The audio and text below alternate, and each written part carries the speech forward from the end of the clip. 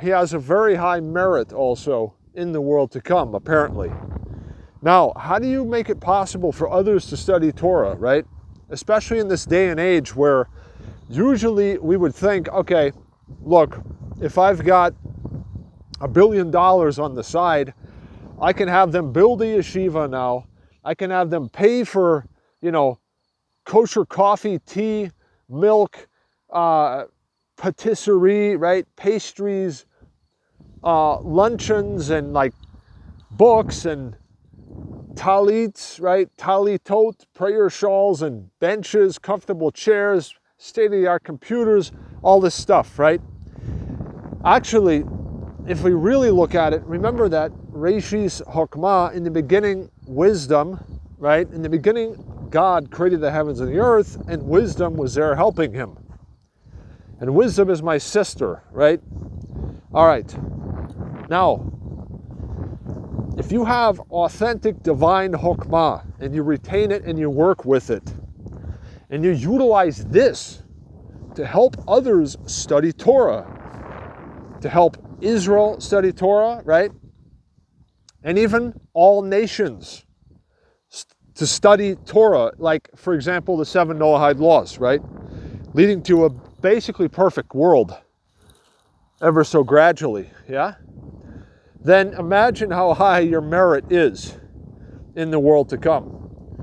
So, now, how do we do this, right?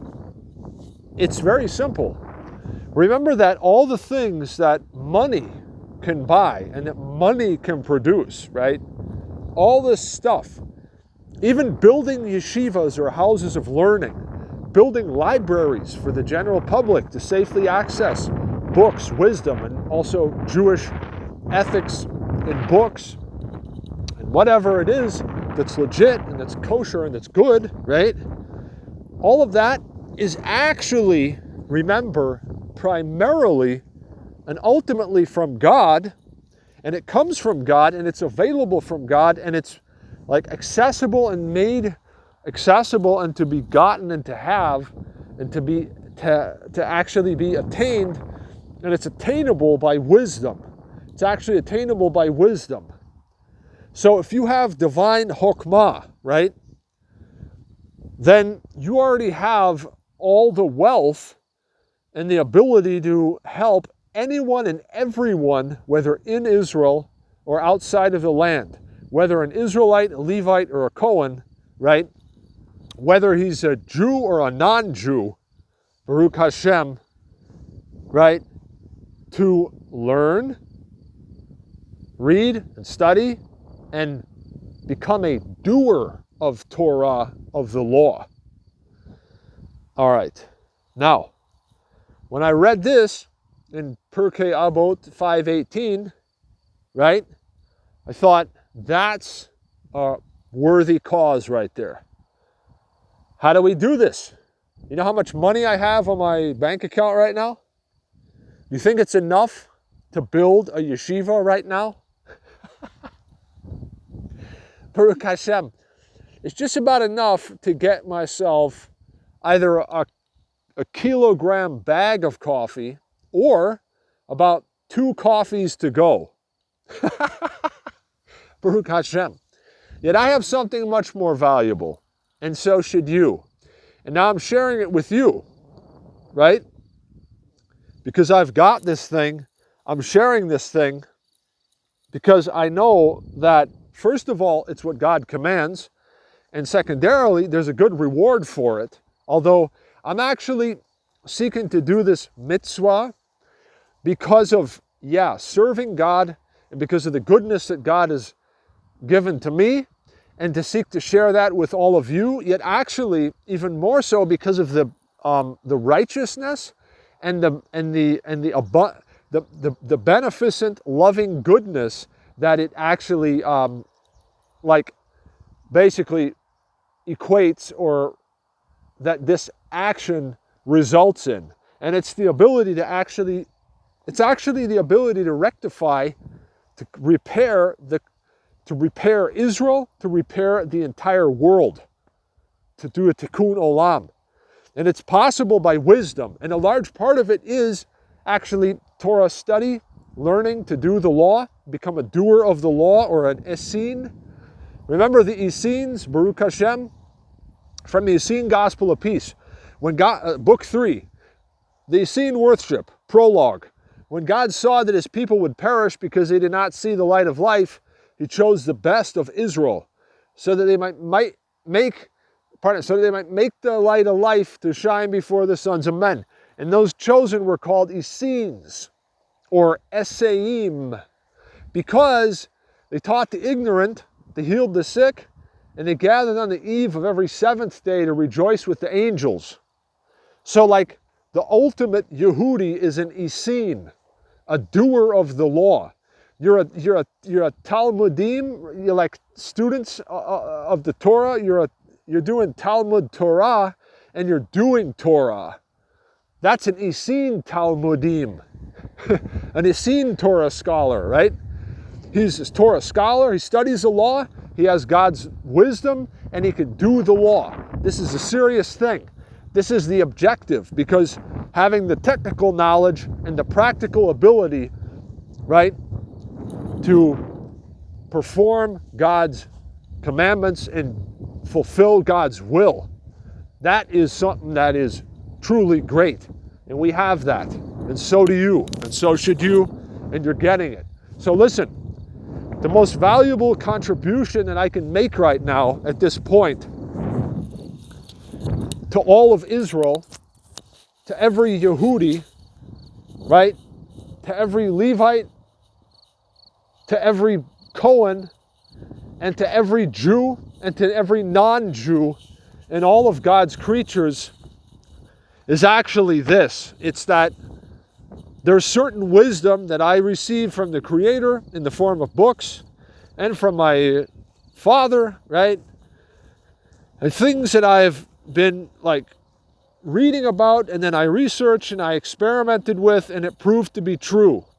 And a large part of this treasure is the thing called the Hakafot HaChaim, the cycles of life, and how in God's universe there is a system of Hakafot, or cycles, whereby life is universally organized and governed and operates by. And the knowledge of this is actually referred to in the Proverbs of Solomon, double honors, where he talks about how when he was young, he sought wisdom, and then he got it, and it included the knowledge of times and cycles and seasons. It actually talks about cycles. This is talking about the cycles of life also. And this is such an important field of research and scientific research and revelation and progress for humanity. Because, see, this could be comparable to a person who has wisdom and knows when to plant his plants so that they grow up to be healthy plants and they yield a big, good, happy, and a healthy harvest that is good for this person, his farm, his community, and everybody, right? Is healthy and wealthy, right? Okay, so listen, the wisdom that I have is more valuable than the financial resources to build the world's biggest synagogue with the biggest yeshiva in it, with the biggest bookshelf and the biggest online presence and all, and so on and so forth. And I can prove it to you. Because if Hashem doesn't build the house, then in vain do the laborers build on it. In other words, if it isn't created and maintained according to God's wisdom and system of creation and how creation works, it ain't gonna work. Now, there are varying degrees to this, yet the security and the longevity and the prosperity that I can guarantee, or that, shall we say, can come from wisdom being practically and properly applied by yourself, right? That's as if you have access to the eternal resources of God in due measure, and you have a permanent resource that is higher and that even is superior to all the money that the world could ever produce. So what I'm saying is that if you have genuine Chokmah and you share this with your fellow human beings, you can make a contribution to every person, every Israelite, every Levite, every Cohen, and even every person from any nation, and also help them to study law, study Torah, to the point where you can become like the biggest sort of divine philanthropist in that sense, like the person who is like the biggest Baruch Hashem, like a Jewish philanthropist, building giant yeshivas and synagogues and everything, and investing in kosher education and all these beautiful things. You're like that, yet you're even more than that, and you could be that. You could be the best Jewish philanthropist ever, like King Solomon, if you have Hashem's Chokmah as your help, and like wisdom is my sister, right? And so the large part of this knowledge is actually, it's great because it just shows again, Ki leolam hesdo, for his loving kindness endures forever. Give thanks and praise to Hashem, for his loving kindness endures forever, right? The most precious, valuable wisdom, even the wisdom that we can practically apply in our lives to perform the greatest acts of gimel hesed, like loving kindness, or like, let's say like the highest form of philanthropy actually, is actually freely available. And I'll tell you where it is. Yes, it's in the Holy Torah. It's in the Proverbs of Solomon. Anytime you read about wisdom or Chokmah or Bina or Da'at, it's getting into that subject matter. And it's also about the Hakafot, HaChaim, the cycles of life. They are a large, very large part of it. Because all of us, every one of us, whether Israelite, Levite, or Cohen, whether righteous Noahide, whether you're Yehuda-ish or you're not Yehuda-ish, you can become Yehuda-ish if you'd like to. It's a good choice. Baruch Hashem. Anyone and everyone, within a human life, there's a system to this life.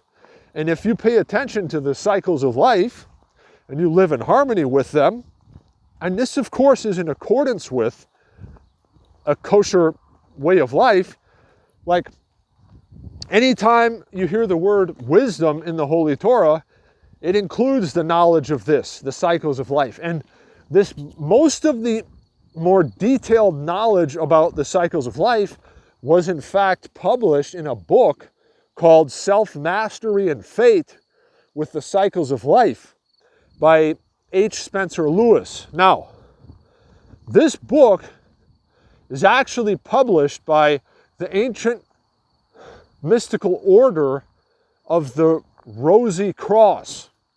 Okay, at this point, I have to tell you all that, look, the wisdom and the knowledge and the Chokmah in that book is 100% authentic, and specifically the knowledge about the Hakafot and the cycles of life, and even about the nature of man and God,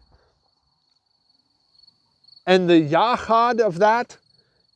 There's some genuine Chokmah in that book. And I'm speaking from experience. So get a copy of this book, and of course, the beginning of wisdom is a fear of God, a good understanding of all the practitioners, and Mazal Tov.